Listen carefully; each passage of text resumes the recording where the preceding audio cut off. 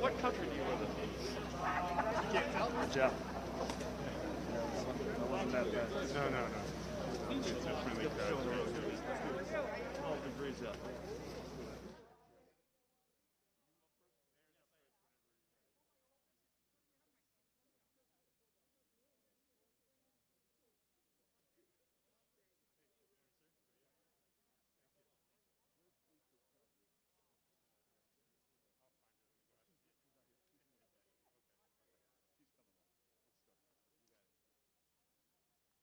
Morning, ladies and gentlemen. I ask everyone to find their seats. Madam Prosecutor, thank you for joining us. Thank you, Governor.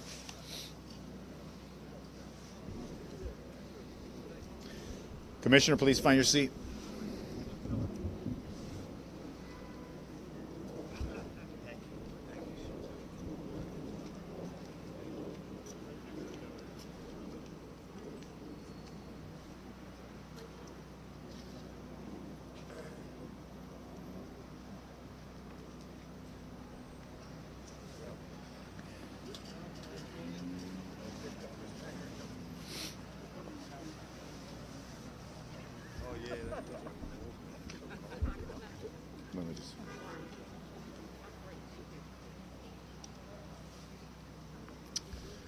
Good morning.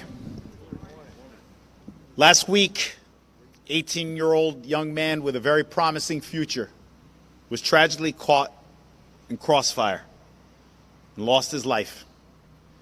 He had just received word that he was accepted to Montclair State University and he was going to receive a scholarship.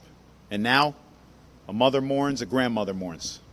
Also last week, in New York, 2 police officers, Officer Rivera, Officer Mora, victims of gun violence. At this time, I believe it's appropriate for all of us to have a moment of silence for all victims of gun violence.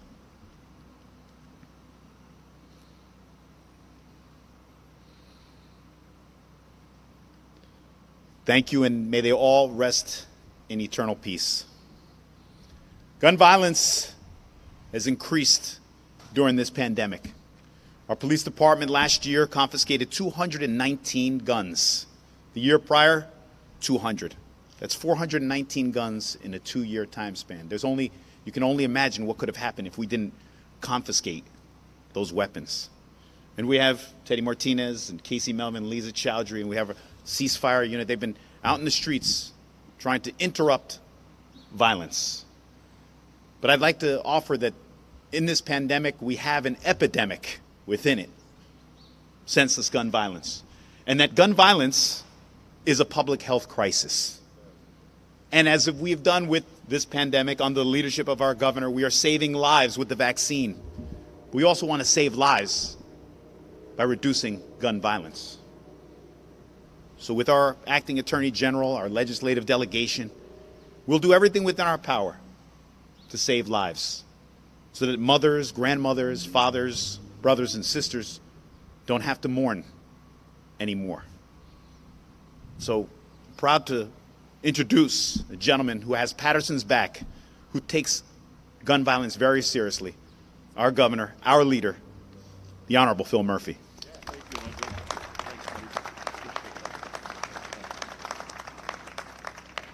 Thank you, Andre, for your gracious words, for your very emotional words.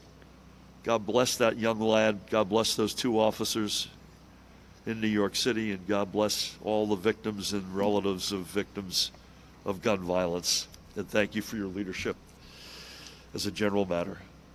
To you, to Public Safety Director Jerry Spezial, to Police Chief Ibrahim Mike Bakora, Congressman, earlier this week, birthday boy, former mayor of Paterson, Bill Pascrell. And we all know that Paterson's best days are ahead of us, and it is a proud and historic city. that will only build from here, and we will see it go to bigger and greater heights. Also an honor to be joined by Acting Attorney General Andrew Bruck. Andrew, as always, State Police Superintendent Colonel Pat Callahan. I think we're going to be on the weather beat over the next 48 hours, Pat. Assemblywoman Shavonda Sumter, Assemblyman, the coach, Benji Wimberly. God bless you. Passaic County Sheriff Richard Burdnick, Commissioner Terry Duffy, always an honor, gentlemen. To my right, President Pat Colligan, Executive Vice President Mark Kovar from the New Jersey State Policemen's Benevolent Association, and State Troopers Fraternal Association President Wayne Blanchard. Great to have you guys with us. Dr. Liza Chowdhury from Reimagining Justice, and so many from across our broad community advocacy community. Today and together, we are here to announce a more than $7 million investment in public safety and in the tools and resources our police need to combat the epidemic of gun violence that has become all too common in too many communities. This investment is made possible through the state's discretionary pot of federal American Rescue Plan funds that we have prioritized to reduce gun violence. And I not only thank President Biden for his commitment to making public safety a cornerstone of our nation's coronavirus response and recovery, I stand with him in his administration and his commitment to investing in our police. Our plan begins with a significant new investment in gunshot detection technology that can alert police to a location of a shooting within seconds before that first 911 call can even come in, so that they can respond much quicker. This technology is already in use in multiple communities across the state, including here in Paterson. Not only has it proven accurate, but it has also proven its ability to direct police resources to the site of a shooting within mere moments. Not only will we be able to expand the footprint of this technology within these communities, but we'll be able to bring it into new communities where gun violence threatens the peace and security of our residents. And our investment also includes, just as critically, automatic license plate reader technologies that can further assist police in their investigations by identifying the vehicles which suspected shooters may use to flee the scene of their crimes. Some shootings have no witnesses, save the victim and shooter. In other instances, residents may not have the time, as they try to protect themselves, to mentally note things that can be important to a police investigation. And unfortunately, in some cases, witnesses and residents may be fearful of reprisal if they provide information regarding a shooting to police. Whatever the instance, these technologies can quickly and accurately fill critical gaps. We know that time lost in either responding to or investigating a shooting cannot be reclaimed. In Paterson last year, and Andre went through some of the statistics, and by the way, may these never just become numbers, there were a total of 110 shootings. And across the year, 18 residents were killed by gun violence. Both of these numbers were down from 2020, but make no mistake, I know Andre and the team will agree with me, it's 110 and 18 respectively, too many. Statewide, we recorded a total of 1,112 shootings, claiming a total of 248 lives.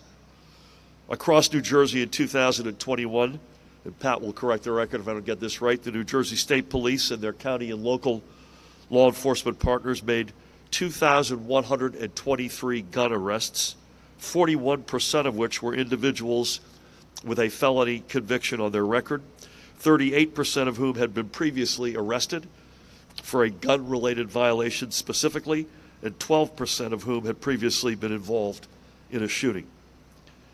Combating gun violence is a multifaceted problem that requires, a multifaceted approach. So today, there's more.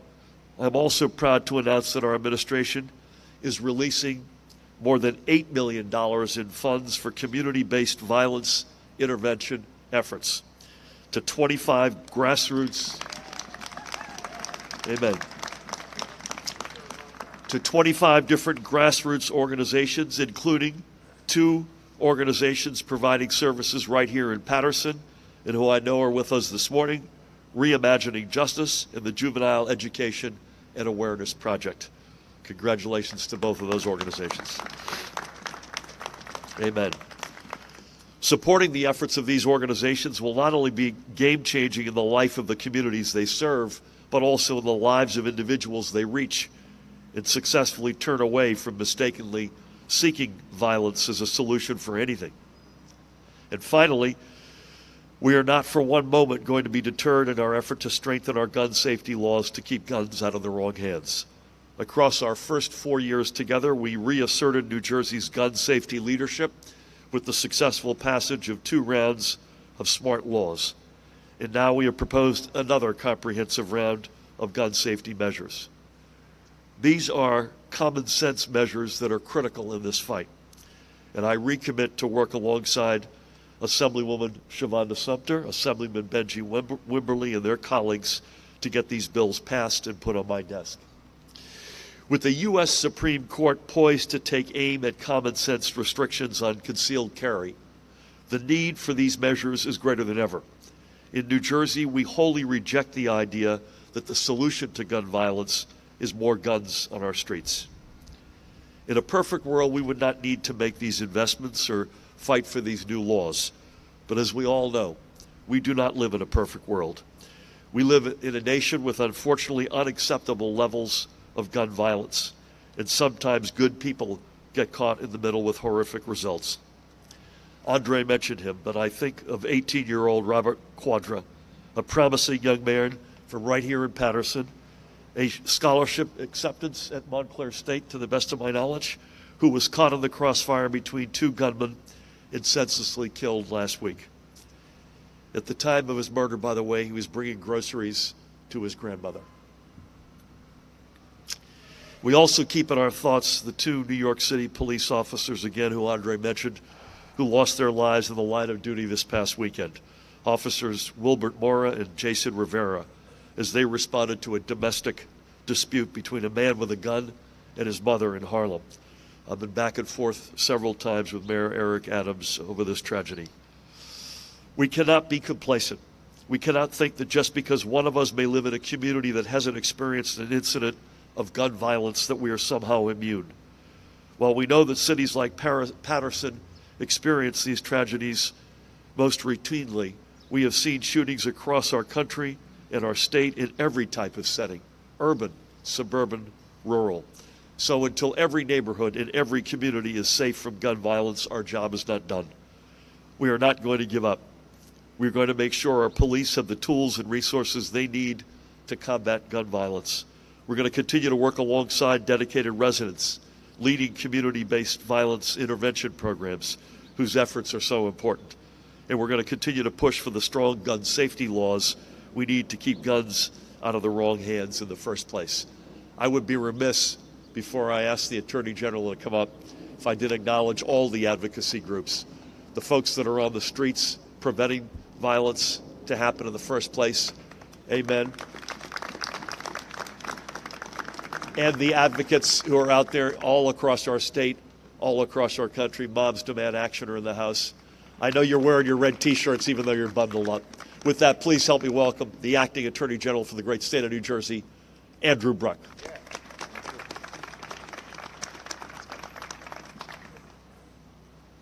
Good morning, everybody. I cannot think of a better reason to be outside on a Thursday in January than talking about an issue like this. Thank you, Governor. Thank you, Congressman, Mayor, Director, Assemblywoman, Dr. Chowdhury, our friends in state, local, and county law enforcement, Prosecutor Valdez, Colonel Callahan, so many folks in the city of Paterson, Wayne, Pat, all of our friends in law enforcement. It's great to be here this morning. But in particular, I want to thank the governor for prioritizing this issue. I want to thank the governor for recognizing that as we work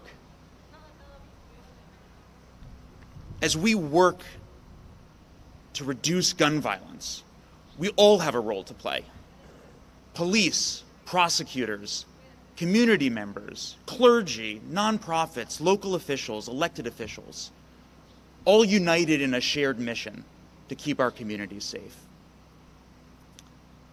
Because the reality is that since the start of COVID, gun violence is going up in this country. And New Jersey is not immune to this particular virus. And we know that a disproportionate number of folks who are shot and killed by guns in this state are people of color. And in particular, young men from Black and brown communities. That is unacceptable. And we have a moral obligation to confront this problem head on with all of the resources that we have. The governor explained that we're making available $7 million in law enforcement technology, but I want to explain to you why that really matters. Because if you talk to anyone who studies this issue, they will tell you that the vast majority of gun violence in a particular community is driven by a relatively small number of folks who have access to illegal firearms. And the way that you address that problem is through a targeted enforcement strategy that goes after the most dangerous folks in the community. Now, as someone who started his career in government as a violent crime prosecutor in Newark, I can tell you it's actually really difficult to make these cases for some of the reasons that the governor said. Witnesses are uncomfortable coming forward. It's difficult to trace illegal guns, especially if they're ghost guns. Police manpower is stretched thin, dealing with violent crime that comes too often. And one of the only ways that we can get an upper hand in this fight is by investing in the law enforcement technology that makes it easier for us to solve these crimes in the first place. By investing in gunshot detection equipment, by investing in cameras and automated license plate readers, integrating that into a central dispatch system so we can get ahead of the criminals and actually hold them accountable. And it increases the likelihood that if you shoot and kill someone, we're going to catch you, and we're going to arrest you, and we're going to hold you accountable. We're going to take you off the streets and make the community safer. But that targeted enforcement strategy also serves another purpose. It allows us to ensure that we focus on the most significant threats in the community, and that we don't repeat the same mistakes that we made during earlier eras when, in response to a rise in violent crime, we locked up too many people for low-level, nonviolent offenses. We have to focus on those who are actually driving violence in the community. That's how we make the community safer. And by pairing it with community-based violence intervention programs, we can actually make progress on this. We can actually drive gun violence down. There are strategies that work. We know how to do it. We are implementing them, and we will continue doing it. And we will demonstrate that we can protect public safety while building community trust. That those two things are not in opposition, that they are actually inseparable. That's something that this governor gets. It's something that this mayor gets, that all the people who are here to get, something that law enforcement in New Jersey understands. And it's why I'm so proud to be here as part of this announcement and so proud to support this administration as we work to reduce gun violence. Thank you very much.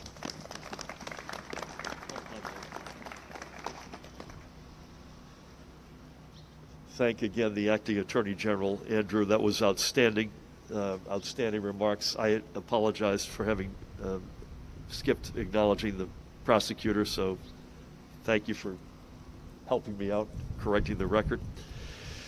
This is the second event I've been with this guy at this week. The first one was on infrastructure and deploying federal money. We're the most densely populated state in America, and getting more federal money to help us at an already all-time high investment in infrastructure will transform the state. And here we are talking about technology and investment, again, with the help of our federal partners, to save lives and address the scourge of gun violence. On both of those fronts and on so many others, I do not know where we would be without him. Your former mayor, outstanding congressman. We'll still acknowledge that he's the birthday boy. This is the birthday week. Please help me welcome Congressman Bill Pascrell.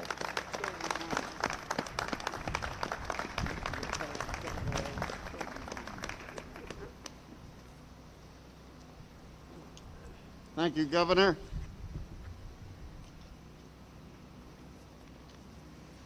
"32 years ago, I stood in this very spot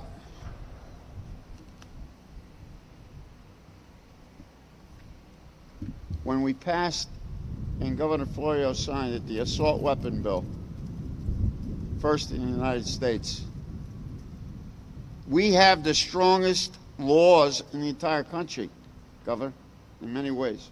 Attorney General, Superintendent, Sheriff, freeholders, Assemblymen, and we're here today. That's not a good omen. And when I stood here and spoke, there were police on the garage across the street. I had to wear a flak jacket.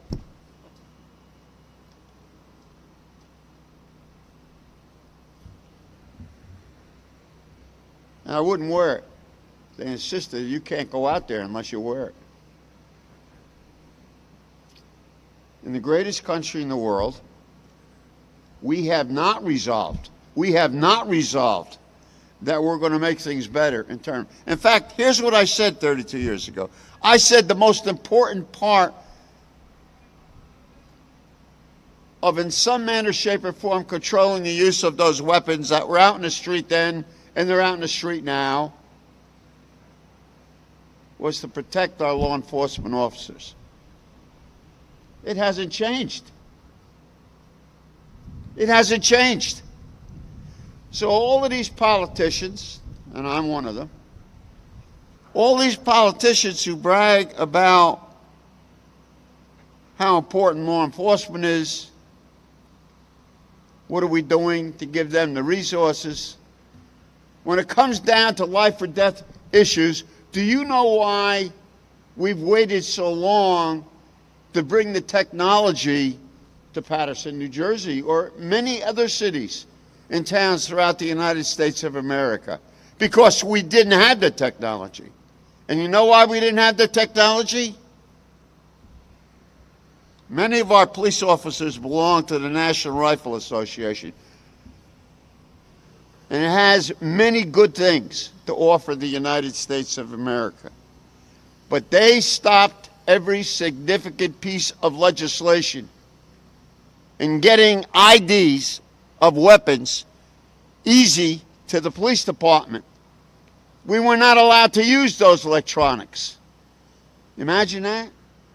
And the police will tell you how long it takes many times to get that information.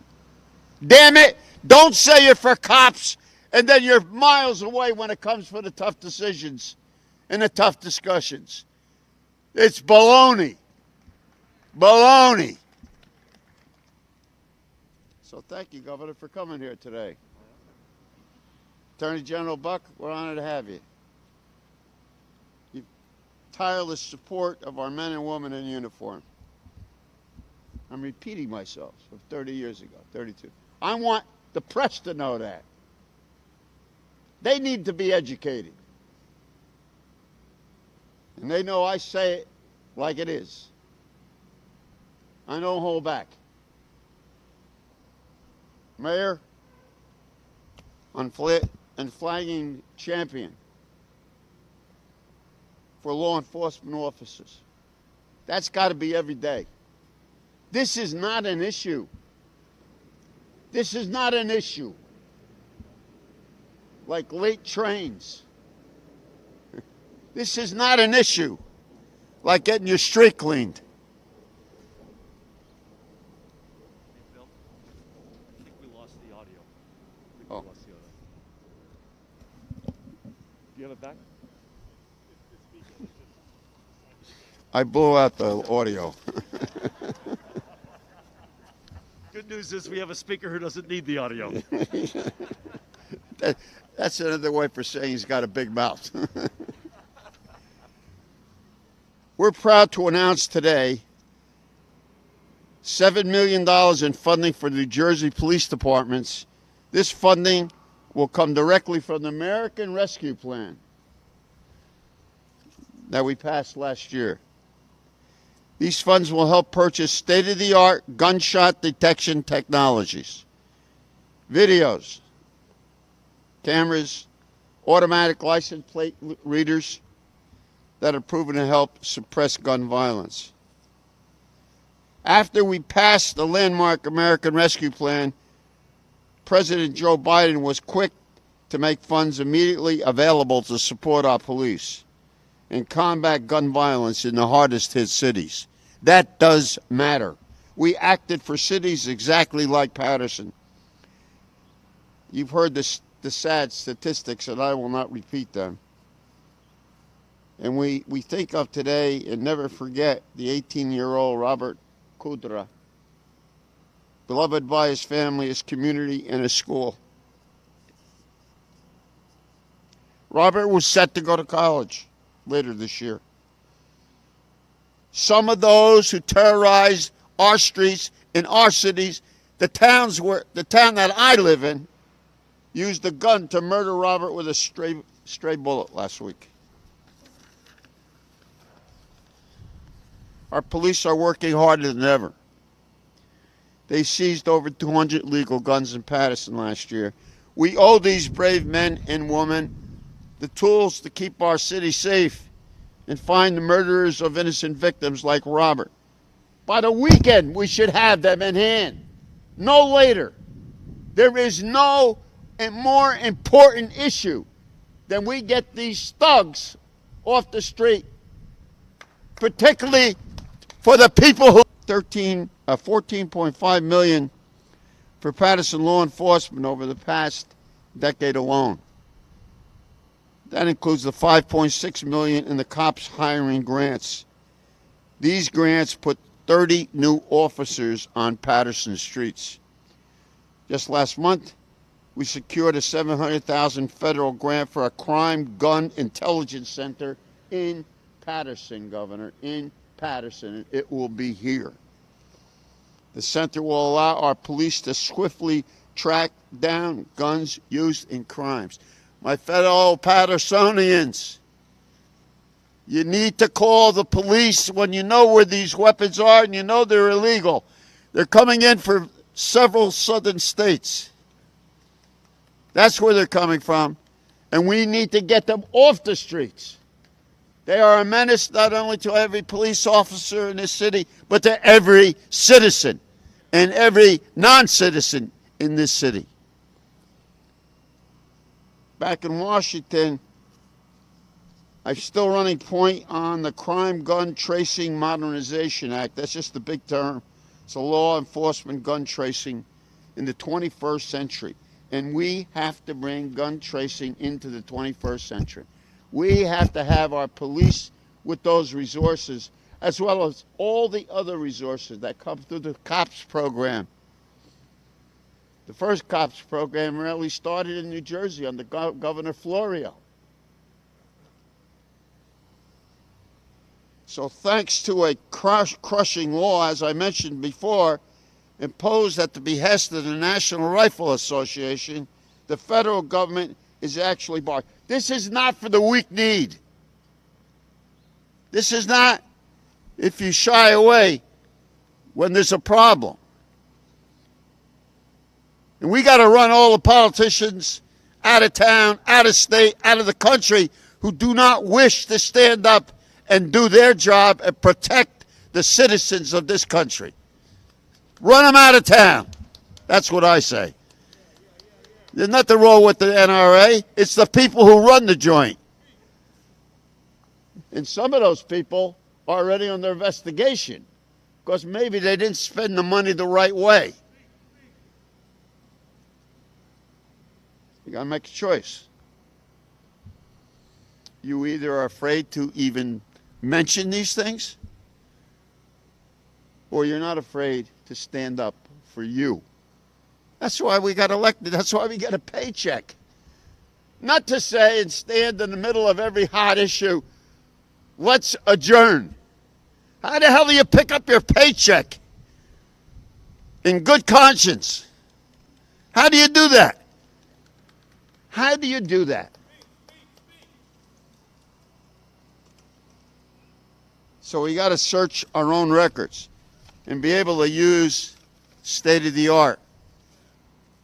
The Bureau of Alcohol, Tobacco, and Firearms receives more than, listen to this, 1,700 trace requests from local law enforcement each day.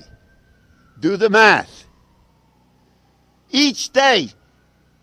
And we're still using paper. We're going back to the 19th century. That's how we do it. My common sense bill will finally empower alcohol, tobacco, and firearms to use modern technology. Well, we use it for everything else. How about using it to save a cop? So I speak less on this issue than I do and have done until I see action. And you got to be in there trying to get the action done. With well and more well-trained cops on our streets and new gun tracing technologies at their fingertips, the future is brighter for public safety in our state. I'm always going to fight to ensure our police have every resource that they need. My record is my record. Not words. The record is the record. Don't make it up as you go along. I want to thank you all for being here today, and I want us to make, the citizens of this city, to make a difference in this critical issue that are going to help save not only police officers' lives, but our lives. Doesn't that mean anything to you? I believe it does. I'm proud of my city. I still live here. And I got elected. They came to my house to give me flowers and candies and everything. Don't forget us. They thought I had to move out because I was a congressman. You ain't getting me out of Paterson until you carry me out. God bless you all for being here. Governor, you've been in Paterson a lot lately, and that's helped make it better. Attorney General, we wish you the best of luck in your position. Don't cower to the folks who yell at you. Yell back. Mayor, action. By the weekend, we want this clown picked up. Director, you need me out there on patrol? I'll volunteer. I used to do that. I'll tell you, I'm sorry for taking so long, but the first job when I was the mayor of this city, alcalde, magistrate, I went with the police. I wanted to do this. I couldn't wait. The second month I was here.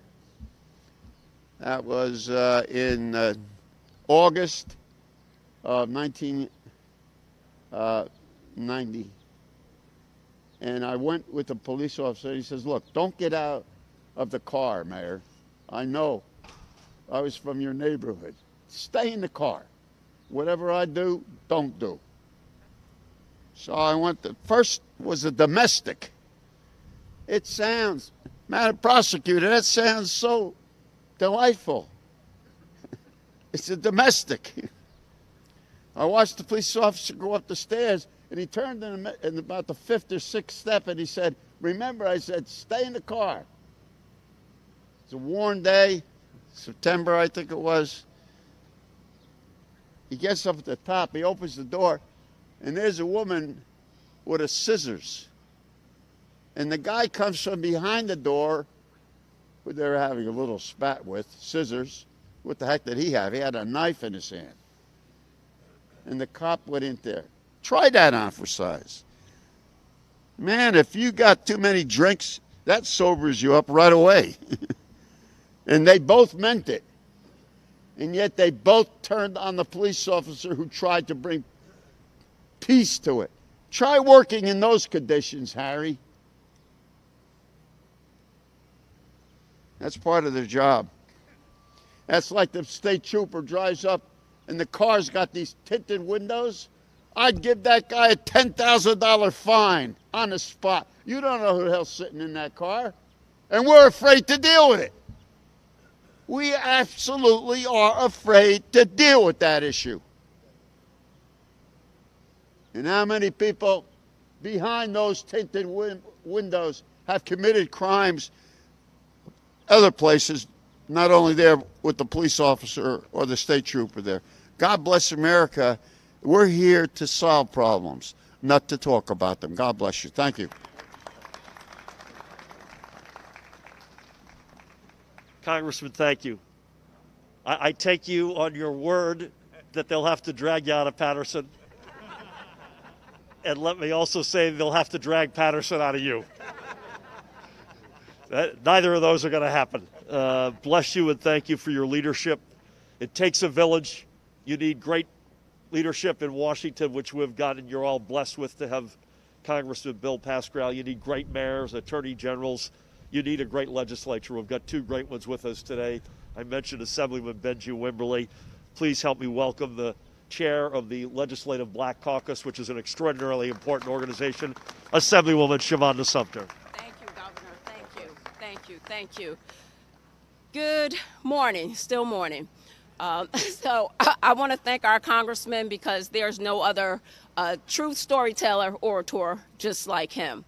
To our governor, I want to say, as chair of the Legislative Black Caucus, that leadership matters. I want to thank you for hearing me as we talked in the legislature about additional gun bill packages and what was happening in cities like Paterson and throughout the entire state of New Jersey. The Legislative Black Caucus covers from Cape May all the way up to Hudson County, and it is a bipartisan Republican and Democratic caucus. One thing is true, that violence has skyrocketed through a pandemic.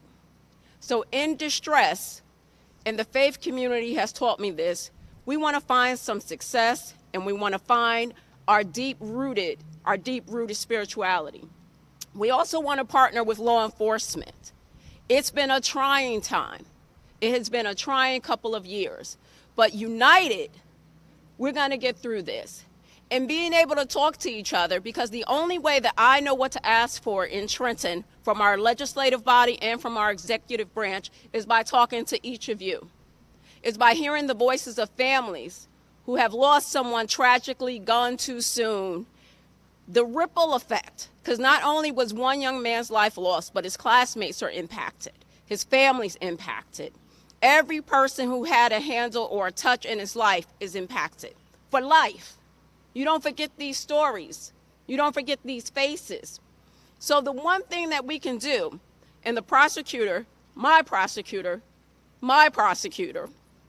and I say this with love because when there's a problem, she and I get on the phone and we talk. I talk through the mental health components of it. She talks through the criminal justice components of it. Our sheriff, Sheriff Burtnick, our commissioners, my assembly colleague, and then my community organizations, let alone my health system, St. Joseph's Hospital, Hackensack Meridian Hospital, who are working with us in partnership because it's just not one pill that will fix this. This is just a small piece of resources, financial resources, that goes into eradicating this problem. It used to be, and I was having this conversation prior to the start of this conference, in the winter, we can plan on strategies on how we were going to combat the summer violence. Now it's happening throughout the course of the year. So there's no downtime. And I say this with all the love that I have. There is no downtime, which means we have to work harder and we can't grow weary in this work that we're doing. I have faith beyond a mustard seed that we are going to get through this together. And it may not end with the congressman who has over 32 years in working with this. It won't end with me as an assemblywoman having 10 years in doing this work. But I do know this. The faces are changing. The partnerships are growing. We are working together with an executive branch, with the federal government, and with the municipal government and a county government to combat these issues. So I don't want us to feel that we need to attack each other, not work with each other, not call in to the hotline, to the tip numbers to give a tip so that we can help rescue and save our community, because we all have a part in this. I live here. I've raised 2 children here, a black young man who's 22. It means something to me. I was raised here. My brother was raised here. The assemblyman raised 4 boys here, and we're still here. But we only can do this work if we continue to be steadfast, not grow weary, and make sure that we're talking to each other so we can say we need money for these tools and equipment, that we need money for community services and outreach groups, that we're talking across the state, because Paterson's only 8 square miles. It's only 8 square miles. It's only 6 wards. So somebody knows something, and you can cross over the line and make it into Clifton. You can make it into Passaic. You can make it into Newark. You can make it all the way down to Asbury Park. So it's important that we stay in communication, that law enforcement partners with us, that our executive branch understands our needs, and that we're dedicating. Because let's not forget, the rescue funds are taxpayer dollars that have come back in to help us. For years, we talked about not having enough money and resources coming back into New Jersey to support the things that were important to us and are important to us. This is one of those things. So let's document, let's talk to each other, let's keep raising the bar and ask for what we need so we can get the resources that we need to help our community. God bless and thank you.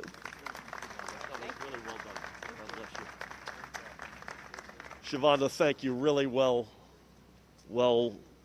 laid out, as always.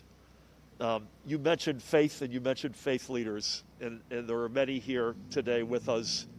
And Pat, I think, would endorse this, that not only is their presence on a topic like this so indispensable, but for now almost 2 years, they have been extraordinary as leaders in our state throughout this pandemic.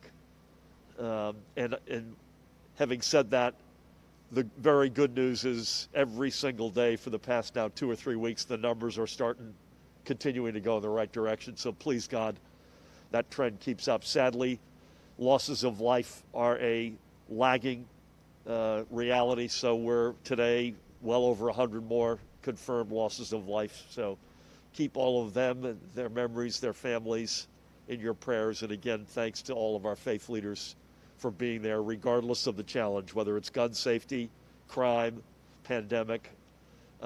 If government gets an A+ at everything they do, we still could not prosecute the mission of fairness and justice and health and belief that we do in this state without them.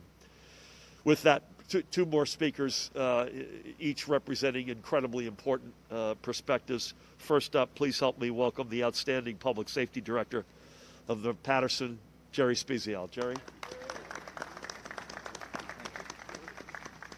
Thank you, Governor. Good morning, everyone. I'm going to cut it short, but what I do want to say is I speak to our mayor just about every single day, and Pat Murray, our captain of Special Investigations, because they're laser focused and they're so concerned about the gun violence. And then the phone never is not answered, or do I never not receive a call from our prosecutor, from our colonel, from our sheriff, from all of our partners in law enforcement. And that includes you, General. If you remember that Sunday call where we talked for almost an hour about some of the issues, that is so important to us. The men and women of the Paterson Police Department, you are an extraordinary group of individuals, and you are so talented, and I know you care about what you do every single day. I am proud to stand shoulder to shoulder with each and every one of you and our partners. It is a tremendous honor. And Governor, thank you. This technology, we are doing things inside, and I don't want to give up the trademark secrets, or Pat will have me later, but we have such training going on with what you are putting together, you have put the piece in the puzzle for us that is going to be tremendous in helping us fight this gun violence. We just started, and you came running through. So thank you for that. To our intervention, it's an important component. We appreciate what you do. We recognize what you do. We understand we can't arrest our way out of these problems. So together, we will make it work. And here's how I will end for you, the men and women of law enforcement. What can I say to all of you that do so much and ask for so little? Thank you. Thank you for what you do every single day. And for the partnerships, together, it will unleash the power of the many to do what none of us can do alone. Thank you. Jerry, that was great. And we could have had any number of members of law enforcement speak, and I think all of your colleagues will agree those were right on the money, and thanks for everything you and your colleagues do every single day. You mentioned intervention, you mentioned prevention. I don't think the average resident of the state appreciates the value of the investment and the work that folks do to get out ahead of the violence and the gun violence in particular that these organizations do, which is why, you add up the money, $15.2 million we're announcing today, split about evenly between technology on the one hand, but investment in 25 outstanding organizations whose sole mission exists to prevent the gun violence from occurring, to bend the arc of people's lives toward a more positive, safer direction. And the work is indispensable. So last but not least, representing that community, Dr. Liza Chowdhury, who is the co-founder of Reimagining Justice.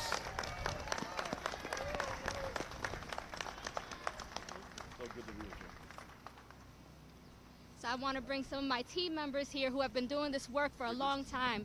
It's not right for me to just stand up here because it's their work that I stand on. So on behalf of Reimagining Justice, Inc.'s Paterson Healing Collective program, I'm extremely honored to represent the community-based activists who have worked tirelessly to support the community in times of tragedy. Our city recently lost a young king by the name of Robert Quadra, along with countless other victims that had so many hopes and dreams. We can't afford, as a city, to lose any more of our loved ones. It is their memory that keeps us fighting so hard. Thank you, Governor Murphy and AG Bruck, for believing in this work by not only supporting it, but putting real dollars and investment towards work that many of the activists here today have dedicated their lives to without any financial means, but just pure love and relationship building. This investment is a step towards being able to change the life trajectory of so many of our young men and women who are in desperate need of mental health services, housing, employment, and mentorship. They're not bad kids, they're not thugs. They just need help and support, and we're here to do that work. This investment will be critical in helping us provide these services. I want to acknowledge our NJ VIP members that are all over the audience here today. Please stand up and take your acknowledgement right now. We fought for this money. All the community-based organizations that are getting this award, stand up. Please take your acknowledgement right now. We put this work in, all right? And I want to definitely shout out Pam, Will, Stephen, Rita, Brother Zaid, Dr. Pruden, Keisha, Brother Dame, Solomon, Tone, E, Akila, Mona, John, and Robin for tirelessly advocating for this investment with the governor's office and political leaders around the state. We worked hard for this investment, so congratulations to all of us. I know we're going to put this money to work in our respective cities, and I am so excited to see all the continued healing we're about to bring. To my PHC team, please stand. This is your work. This is your work for this last year. We put this work in. Be proud of yourselves. Our mission at Paterson Healing Collective is to end this violence once and for all. But we know to make this happen, it takes resources and dedication. Our longtime Paterson community anti-violence activists, Barbara Martinez, Jason Davis, Teddy Martinez, Casey Melvin, Rashawn Dixon, and Quan Hargrove have done anti-violence work for years without any sustainable financial support. Although we are fortunate to have our current partnership with St. Joseph's Hospital to help victims of violence, but now this investment, we don't have to wait until they get shot. We have the meaningful opportunity to do preventative work.